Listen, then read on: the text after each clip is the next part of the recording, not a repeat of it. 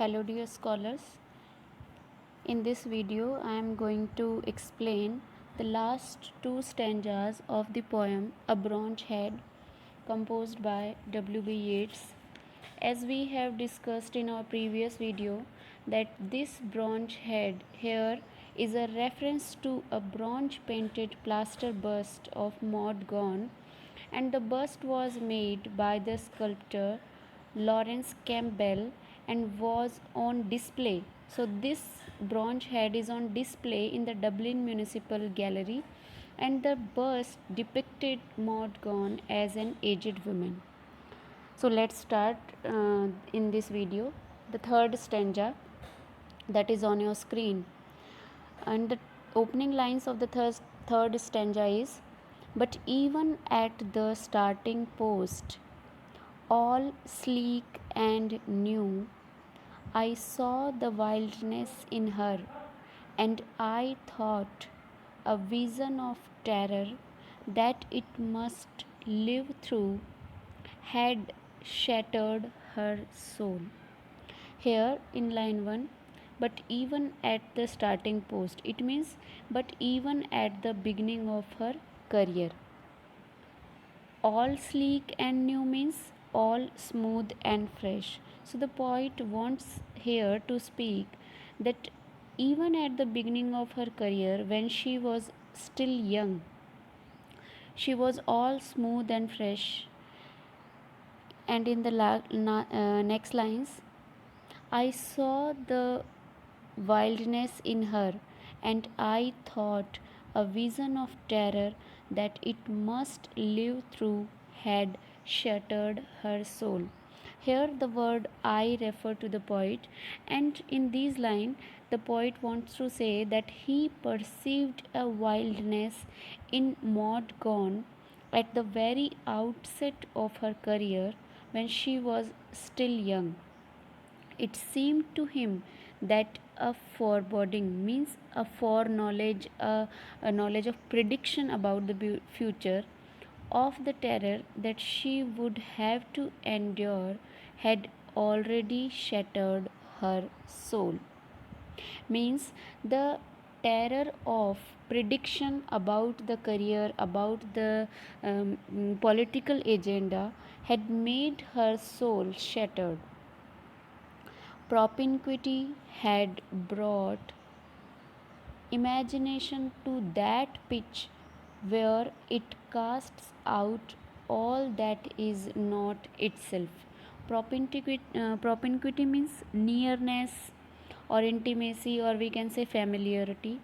So here the poet wants to say that having developed intimate relations with her, he attained an imaginative intensity that made him discard everything that was not itself. So here from these lines, that propinquity had brought imagination to that pitch means the nearness, the formality, the familiarity, the intimacy with Maud Gonne had brought the poet to that depth where it casts out all that is not itself, means where the poet didn't think of anything or anybody except the except the Maud Gonne described in this poem. And here the poet is saying that I had grown wild and wandered, murmuring everywhere, my child, my child. So, seeing that she had suffered a soul shattering vision of terror.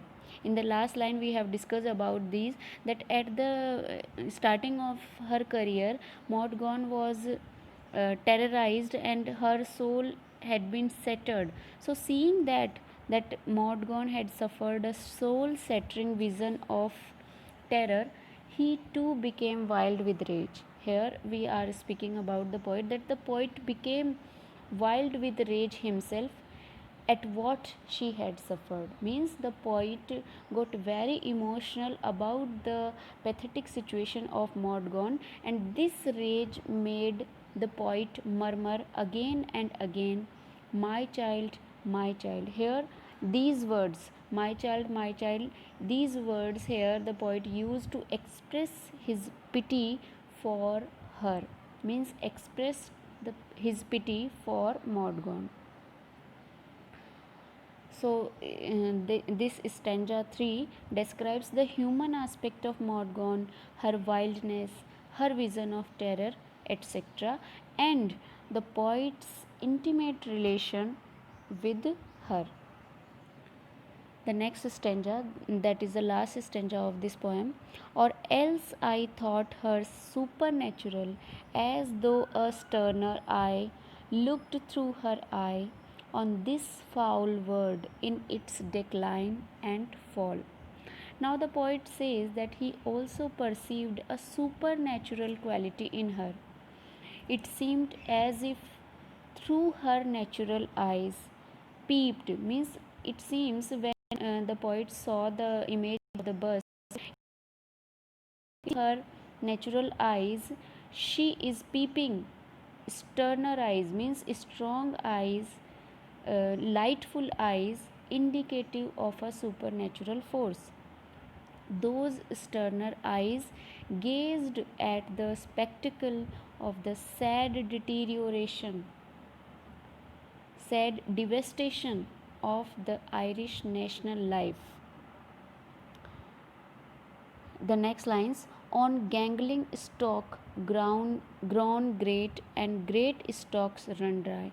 Here the poet is depicting the sad devastation of the Irish national life, where the low families rising to the wealth and the great households fading into insignificance, and at all the precious values of ancestral households being discarded at the humiliation of man of dignity and heroism at the hands of clowns and rascals. So here the poet is depicting the Irish national life that is so much devastated that the loosely built house, here gangling stocks means loosely built house or the frail houses, they have become the artistic aristocratic houses, and those that were considered the great ancestral households, they became very frail. In the next lines, ancestral pearls all pitched into a sty. Here sty means a place where pigs or swine live.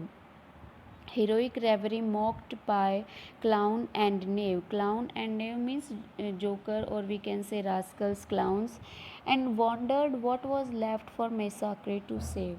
So here the poet is describing the devastation of Irish national life, that all the low families rising to wealth and great households fading into insignificance, at all the precious values of ancestral household being discarded at the humiliation of man of dignity and heroism at the hands of clowns and rascals. Seeing this depressing spectacles, she wondered if there was anything left to save from the wide spread destruction. So the last line refers to the situation of Irish national life, and the last line also convey a message that the bust of Mordgaunt is thinking that is there anything left to save from this widespread destruction. So in this poem, the poet is purely expressing his emotions, his intimacy towards Mordgaunt, and the last two stanzas return to the second line of the poem again, expanding the observation that the head is not only human but superhuman. So the poet is considering Mordgaunt's bust as superhuman creature, for even when he had first known her, he had seen the wildness in her. She seemed to him to have suffered a soul shattering vision of terror, which in turn made him wild. But she seemed also to be supernatural, as though a sterner eye looked through her eye. She was both a terrorized girl and an omnipotent judge, staring on this foul world in its decline and fall. Thus she was, like Yeats' great heroines, Mary, Leda, and Helen of Troy. The same is here with Mordgon, that these are the mortal and immortal girl and prophetess. So that's all about this poem. Thank you all.